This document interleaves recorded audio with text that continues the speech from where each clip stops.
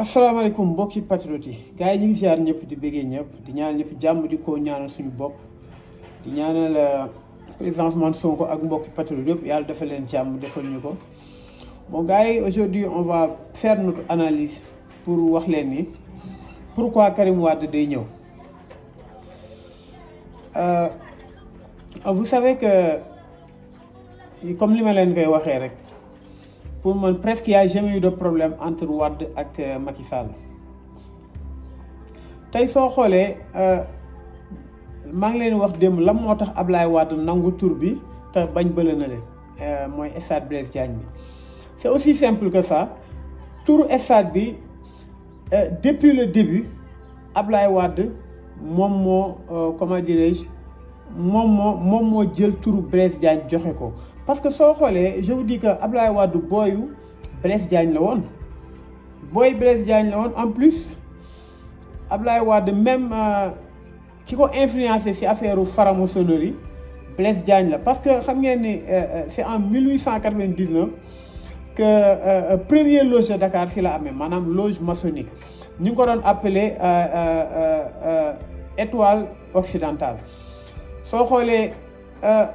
Blaise Diagne en 1914 la donne première fois député français mu donne lo xamni automatiquement si la nekkee franc-maçon même bi xolé bo xolé Blaise Diagne bi mu génné aduna dafa am benn loge bo xamni mom benn loge bo xamni mi ngi fi Sénégal turam lañ ko danako turam lañ ko jox muy Blaise Diagne la loge Blaise Diagne ñu ko fondé en 1977 Ablaye Wade ça veut dire que moom ak Blaise Diagne ils étaient très proches kon Ablaye Wade moom moo créé tour boobu maanaam moom moo joxe turu Blaise Diagne aéroport bi alors nan la Ablaye Wade mën a joxe turu Blaise Diagne pour aéroport bi Macky Sall di ko woo di ko laaj di ko demander avalam pour mu def ko turam parce que Ablaye Wade soo leen fàttali ko aéroport bi Ablaye Wade mi ngi ko annoncé le 7 février 2003 mu ne woon ñu ngi ko war a inaugurer fonctionnel le comment dirais-je le 31 décembre 2006 travaux yi 3 ans la waroon def pour mu pare nekk à pied kon ça dit que ñoom ñaar musuñu nëbboo ci yooyu noonu loolu yëpp si seen kii la bokk beneen bi mooy stade bi su ko Ablaye Wade nangoo dafa am ay lu tax mu nangu ko bu leen fàtte ni li tax ma ne leen Karim Wade dina ñëw et c'est imminent. Le protocole de Conakry, c'est pas pour rien que Deni dañ ko sanni dans les poubelles, non. Le protocole de Conakry, le deal est en marche. Et en marche, bu len nax sen bop. Macky Sall erreur dafa def ben erreur bo xamni da koy reccu ta dafa bëgg delluwaat au début. Macky Sall dafa ñëw son premier erreur moy le fait de vouloir réduire l'opposition à sa plus simple expression. Nga xol Macky Sall ak timu tay Macky Sall dafa ni tak traquer waat PDS. Détruire leen mu détruire leen ba nga xam ne gars yi lott nañ mu xëcc ci ñeneen ñi en gain d'argent mu jox leen ay position pour ñu mën a defaruwaat mu éliminer PS parce que Macky Sall stratégie am noonu la da lay éliminer d'une manière régalienne wala judiciaire beneen bi mu éliminer la par un achat de conscience mu jënd la jox la loo xam ne yow yaa ngi ko doon bañ mi ngi mel ni Idrissa Seck dañ ko éliminer jël benn poste boo xam ni imaginel moom la doon critiquer Macky jox ko par force la moo tax Idrissa Seck joxuñu ko leen la moo tax Idrissa Seck n'a rien exigé parce que dafa am fu ñu ko téye en fait loolooy dëgg léegi soo xoolee Macky Sall bi mu ñëwee teg li mu wax xalaatoon mooy je vais acheter la presse je vais museler l'opposition je vais yenn sëriñ yi naa leen jël defal leen ay infrastructures seen dëkk yi maanaam ñu naan maanaam maison culturelle yi ñuy def ci kii wala këru diine yi ñu defaraat ay immeubles yooyu yëpp mu ne lii laay def lii su ma ko defee naa moom lépp ça veut dire que naa am le maximum si opposants yi ak si këru diine yi ak ci ça veut dire que le fait que Macky Sall def loolu dafa am lu mu ko perdre loo parce que boobu il n'avait pas calculé le facteur qui est en cours moo xam mi ngi ñëw muy le facteur Pastef Ousmane Sonko léegi Macky Sall léegi li mu bëgg a def nag en fait mooy soo xoolee mu jëlaat mu delloo ci waat li nga xam ne mooy opposition boo xam ne ñoo gën a allégé ko Ousmane Sonko mais mu jàppale leen ñu faire face à Ousmane Sonko léegi je vous dis que Karim Wade il va venir même peut-être plus tôt que prévu parce que ñoom dafa am lu ñu tegoon yéen a ngi fàttaliku Ablaye Wade mi feebaroon na feebaru métti en 2018 juste avant les élections boobu noonu ñoom dem nañ pour wal ni ñu yéesee ni ñu bonee dem nañ ba xalaat ni su Ablaye Wade deewee Karim Wade day am le champ libre parce que on va commémorer la mémoire de Ablaye Wade à travers son fils dañoo yaakaar ni su Ablaye Wade di génnee àdduna parce que ñoom teg nañ hypothèse boobu sur la table Ablaye Wade su génnoon àdduna dañ koy ñaanal mu gudd fan dem nañ ba déclarer la mort de Ablaye Wade je vous le dis Ablaye Wade su génnee àdduna day nekk loo xam ni Karim Wade dina ci mën a am bouffée c'est-à-dire que ñoom tegoon nañ stratégie boobu soo xoolee am na benn faux compte boo xam ni dafa bind ni Karim Wade va venir le 2 mars mu nekk compte Ndoye Bane mais en réalité du compte Ndoye Bane mais loolu noonu stratégie la en fait si ñoom du caagee ni kenn ku indépendant moo ko def mais ñoom dañuy jël ay nit yoo xam ne ñoom la ñuy liggéeyal mun nañ jël compte Bouba Ndour par exemple wala compte Ndoye Bane wala compte un politicien donné léegi da lay permettre ñoom du ñu attaquer directement loolu mais pour faire un sondage en fait sondage boobu ñuy def moo leen permettre ñu xool Karim Wade day ñëw le 2 Sénégalais lan la ñuy wax na ñëw wala Karim su ñëwee mooy loolu dina am lii mais il se trouve que la majorité des Sénégalais kenn mënatu leen nax parce que Karim Wade mu ñëw ak ñàkk ñëw la Sénégalais yeme en fait tey am na ñoo xam ne ba léegi ñu ngi naan Karim Wade bon dañu téye passeport am mënul ñëw mais ñooñu ils sont pas très intelligents pour man parce que soo xoolee li lay passeport li lay génnee këyit bi la dugal dëkk jàmbur nga jëli si moo gën a yomb fekkee sa passeport waa Qatar dañoo nangu Karim Wade ñu ñëw jël si ko yóbbu ko kon kooku su bëggee ñëw du problème kon wax boobu du wax Karim Wade il n'a pas un problème il a tout sauf un problème de passeport loolu dama leen ko wax et Karim Wade il est en nu mu teeti en relation permanent ak Macky Sall kon bu leen nax seen bopp léegi Macky Sall li mu kii il va revenir à la case de départ day def tout ba maanaam ñi mu éliminé woon maanaam waa PDS waa PS ñenn ñi mu éliminé les récalcitrants au niveau du PS comme ay Barthélémy Diaz ay peut-être Bamba Fall un instant il était en rébellion avec Macky contre Macky nga jël ay Khalifa Sall parce que ñooñ dañoo bañoon Macky Sall jël ay ñoom Aminata Mbengue Ndiaye jël ay comment dirais-je ay Tanor Dieng ñoom mu taf leen ci wetam léegi ñi nga xam da leen bedd woon ñooñu il pèse maintenant Barthélémy Dias il pèse beaucoup Khalifa Sall il pèse léegi je vous dis que Karim Wade Macky Sall li mu bëgg mooy Karim Wade ñëw su ñëwee soit bon ñi ngi naan premier ministre mais gëwuma ko mais soit il va day def benn amnistie pour créer benn guéguerre bu doy waar entre Pastef ak la jeunesse démocratique parce que Macky Sall loolu mooy stratégie Macky Sall c'est pas un fin politicien en fait Macky Sall c'est pas un bête politique c'est tout ça Macky Sall il se cache derrière par exemple les instruments de l'État pour def lu mu war a def l'argent du contribuable jël l'argent du contribuable jël ses moyens judiciaires di ko di maanaam di obligé di forcer nit ñi pour ñu ñëw rejoindre ko wala mu indi la ay gitangaas yoo xam mooy loolu kon tey gars yi bu ñu dof nañ leen toog xalaataat bu baax nañ leen xam ni c'est un deal qui est en marche soo xoolee Macky Sall soo xoolee c'est à sa demande que sëñ Mountakha Mbacké yàlla na fi yàgg te wér réconcilier publiquement ak Macky Sall ak Ablaye Wade pourquoi mënuñu ko woon def d'une manière par exemple secrète ñoom ñaar ay magum jëmm lañ parce que Ablaye Wade mënoo mag Serigne Mountakha yow yaa mag Sénégal ñu xëcc di la jubboole comme kii c'est-à-dire que sans que Serigne bi xam ko wala xam nu mu demee mais il y a des aboutissants soo demee par exemple en amont nga xam ne loolu lépp ci protocole bi la bokk ci deal bi la bokk tey suñu jubóowee li ñuy wax mooy tey wax dëgg yàlla ñun Serigne Mountakha moo ñu ko ñaanoon pour ñu jubóo kon li ñu mën mooy jubóo dañ dem ba sosal ko ne Serigne Mountakha moo ne sax pour ñu Karim Wade ñu amnistier ko wala ñu nekk benn loolu ça veut tout dire kon ça veut dire que c'est la population qui va en pâtir population sénégalaise bi moom moo ciy perte population sénégalaise bi moom moo ciy souffrir en kii comme on le dit quand les éléphants se battent ce sont les herbes qui vont en pâtir kon tey lépp lu mën a am rek mooy c'est orienté contre Ousmane Sonko je vous le dis très bien tey ñi ngi naan Macky Sall il a tenté de proposer le poste de premier ministre à Khalifa Sall mais Khalifa Sall n'est pas fou il lui a proposé ça par un dialogue interposé, pas directement. Mais Khalifa Sall, il a refusé catégoriquement parce que Macky Sall veut l'utiliser pendant 6 mois. D'accord. Parce que le fait que Khalifa Sall dugg ci Macky Sall, même si fait qu'il doit démissionner, il est foutu. Comme ça dit que Macky Sall, il a tout essayé. Comme je l'ai dit, Ousmane Sonko moom mooy problème soo xoolee koo xam ni diaboliser nga ko koo xam ni tu as fait des achats de confiance yi ñu ko wër ak ñi nga xam ni sax ay opposants wala ñi nga xam ni ñi ngi Sénégal tout court nekk ay communicateurs traditionnels nekk ay jeunes marabouts nekk ay nu mu tëddi ay acteurs de développement ñoom ñëpp nga jël leen pour utiliser leen contre Ousmane Sonko. Tu as fait mu jël même ay affaire de meurtre jiñ ko viol tout ça pour les éliminer ko ba ci nga nangu passeport am téye ko pour mu bañ a am benn déplacement boo xam ni mi ngi koy déplacement boo xam mun na ko def saafonteeg la diaspora et tout ça. ba ci li ci gën a garaaw nag mooy Macky Sall dafa xamatul fu mu jëm en fait Macky Sall li mu teg mooy.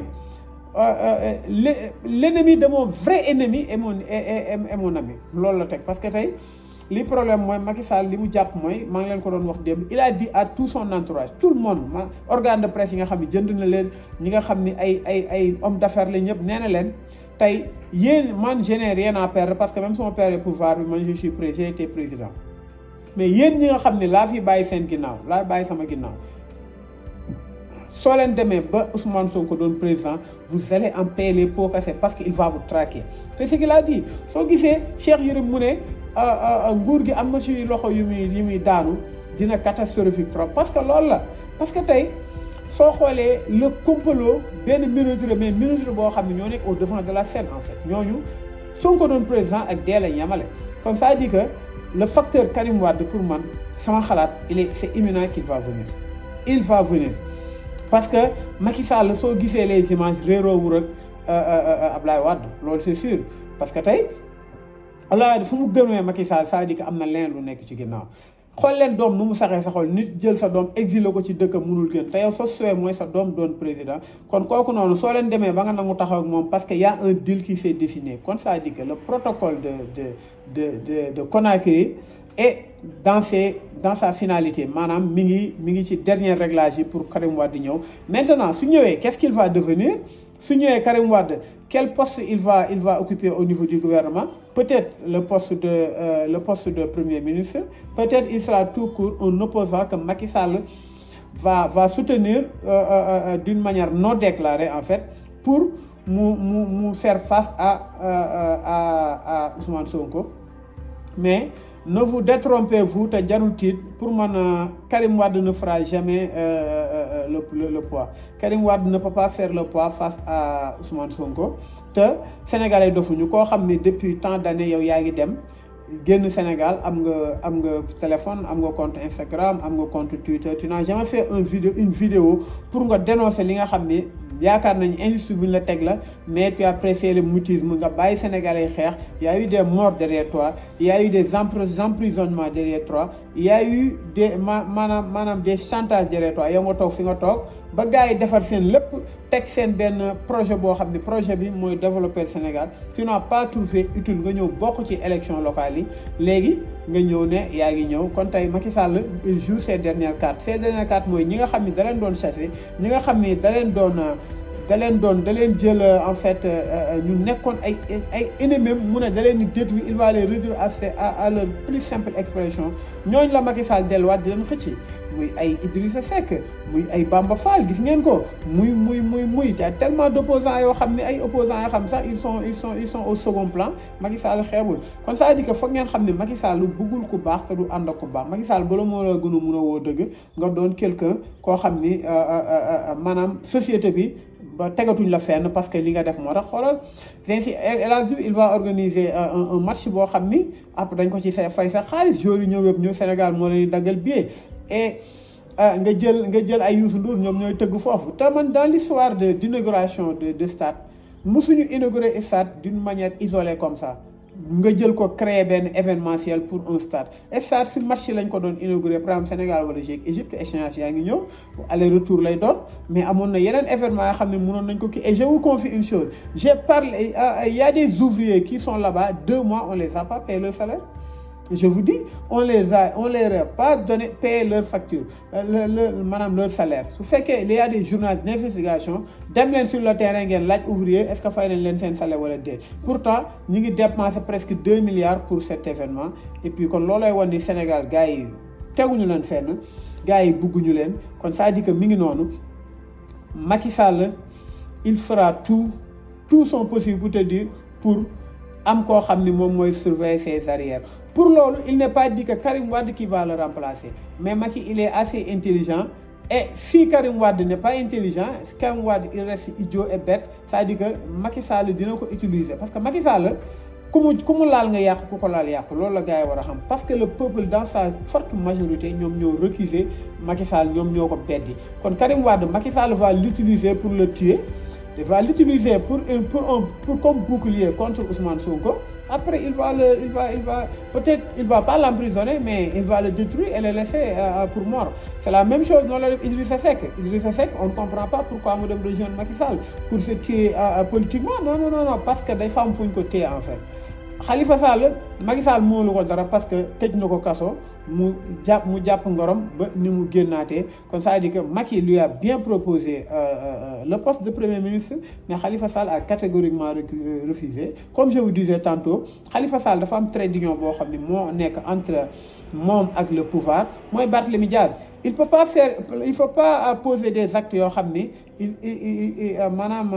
il va être entrer en conflit avec Barthélémy Diaz kon ça dit que il va pas mourir politiquement te il aura peut-être sa chance un jour pour être président yàlla rek moo xam kon gars yi mi ngi noonu Sénégal noonu la demee tey soo xoolee lépp loo nga xam ne mi ngi ci am rek ci peuple bi lay daanuwaat Karim Wade pour man selon man comme li may wax laay waxaat son retour est imminent il va revenir ñoom li ñu tegoon seen deal mooy tey bi Wade feebaree il s'était dit que Wade s'il meurt parce que ñii duñ ñu baax Wade s'il meurt on fera y aura une commémoration boo xam ne Wade lañ koy poser mais à travers son fils parce que noonu lañ xalaatoon mais Wade yàlla na ko yàlla guddal fan ba ñoom li ñu xalaat yëpp du am parce que Macky Sall amul lenn lu muy def loo xam ni ngir yàlla la koy def Macky Sall tout ce qu'il fait c'est des axes politiques assez sales noonu lay doxee beneen bi mooy ñu xaar benn événement boo xam ni comme inauguration bi parce que Macky li tax mu forcé stade bi ñu inauguré ko coûte que coûte c'est pas parce que Sénégal dafa jël coupe d'Afrique mais non il doit avoir un bouclier d'une manière imminente bouclier boobu mooy Karim Wade et il voulait attendre que quelque chose de symbolique lay tuddee Ablaye Wade pour ñu jaaree fa ne léegi même seen réconciliation bi leen sëñ Mountakha defal ñoom ñaar il connaissait il savait tout mais ça fait partie du deal kon ça dit que gars yi mi ngi noonu les Sénégalais doivent être un peu plus éveillés war nañ gën a yeewu war nañ gën a xam les enjeux war nañ gën a xam ni complot yi am yëpp ñun sax imaginer wuñ ko gis nga li ñu xam ci seen complot yi 1 pour 1000 la je vous le dis mais le peuple doit rester constant man loolu laay conseiller peuple bi la jeunesse doit être constante ñu toog xam acte bu ñu teg la moo tax ñu teg ko ñu contrecarrer ko parce que tey yàlla dimbal nañu lépp lu ñuy def tey nous sommes nit ñi xam nañ luy politique lépp ñoom lu ñuy def ñun xam nañ ko mais dañ leen bàyyi ci biir mais na Sénégalais gën a ubbi seen bët tey bis bu Karim Wade di ñëwee na leen leer ni c'est un deal c'est un maanaam benn deal boo xam ni ñu ngi koy finaliser pour Karim Wade ñëw et j'espère que yaakaar naa Karim Wade il va venir peut-être avant les élections législatives sinon juste après parce que Macky Sall il a un problème d'abord pour nommer un premier ministre parce que il doit le nommer parce que Macky Sall xam na ni Afrique moom mooy jiitu CEDEAO je pense su ma juumul Union africaine kon moom amul temps foog moom premier ministre boo xam ni il sera par exemple il jouera un rôle de relais sur le gouvernement et l'État du Sénégal kon Macky Sall dafa jaaxle premier ministre ñi mu xalaat yëpp ñooñu dañuy bañ kenn la ko mun a def muy un va-nu-pieds boo xam ne ci partem la nekk koo xam ni il est prêt à être premier ministre même s'il fout rien là-bas beneen bi Khalifa Sall il a refusé d'être premier ministre il a dit que je veux pas et je veux même pas entendre ça loolu c'est sûr beneen bi mooy Karim Wade il va venir gëwma ñu def ko premier ministre parce que Karim Wade su ñëwee ba jege Macky Sall il est foutu je ne sais pas ñoom ñuy xalaatee nag peut-être dañuy xalaat ni loolu mun na jàll mais beneen hypothèse bi ma gën a gëm Karim Wade va venir Macky Sall va le soutenir d'une manière non déclarée kenn du xam du am du nekk ce sera pas un pacte du nekk pacte du nekk loo xam ni dañ ko officialiser mais Macky Sall va le soutenir sur tous les plans comme nu mu soutenir Aliou Sall jour bi ñuy def vote bi ci biir kii bi vote des adjoints noonu lay def Karim Wade bu leen fàtte ni il a beaucoup d'argent sur lui il est immensément riche, ça je vous le dis, il a beaucoup d'argent sur lui parce que soo leen comprendre un peu en économie il y a des am na montant yoo xam ne soo ko jëlee tu as besoin d'un receveur et d'un sendeur loolu nga soxla ci côté banque xaalis boobu noonu dafa am koo xam ne moom moo la koy génnal dëkk bi kooku day am pourcentage nga teg ko dans des paradis fiscaux yoo xam ne bis bu Karim Wade ñëwaatee di ngeen xam li ma leen wax y aura des multitudes de voitures yoo xam ne à sa disposition y aura de l'argent pour acheter tous les consciences comme ni kii def nu mu tuddati Aliou Sall ni mu def Guédiawaye jënd na ñëpp mais ça l'a pas permis de tomber Macky Sall il a tout tenté Macky Sall def na lu nekk jënd na këru di jënd na ay sëriñ yu bëri Macky Sall jël na xaalis Sénégal jënd ci ay communicateur traditionnel jënd na ci ay yenn géwél yi comme ay mbay peex nga xam ne lu leen neex rek lay wax loo jënd na ci ay nit yoo xam ne mooy loolu comme ay El Hadj Diouf nga xam ne Macky fi nga xam ne Macky bëggul ku baax El Hadj Diouf c'est pas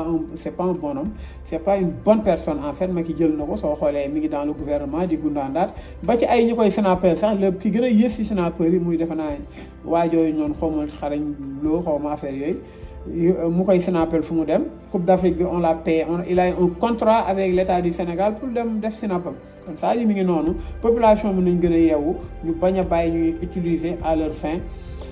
la révolution est en marche et c'est imminent 2024 incha allah nañ ko teg suñu baqan yi Macky Sall dina fi jóge si nii wala si nale et du ñu tànnal président képp ku ñëw tamit jege Macky Sall tu es mort politiquement et le peuple prendra acte nous sommes conscients nous savons exactement lépp li nga xam ni moom moo taxoon ñuy xeex c'est le président Ousmane Sonko il a toujours été constant pour liggéeyal Sénégal te soxlawu ci 1 franc loolu suñ ko amee Sénégal dem ba faaw gars yi kon ñi ngi ziar ñëpp di bëggee ñëpp di ñaanal ñëpp jàmm di ko ñaanal suñu bopp wasalaam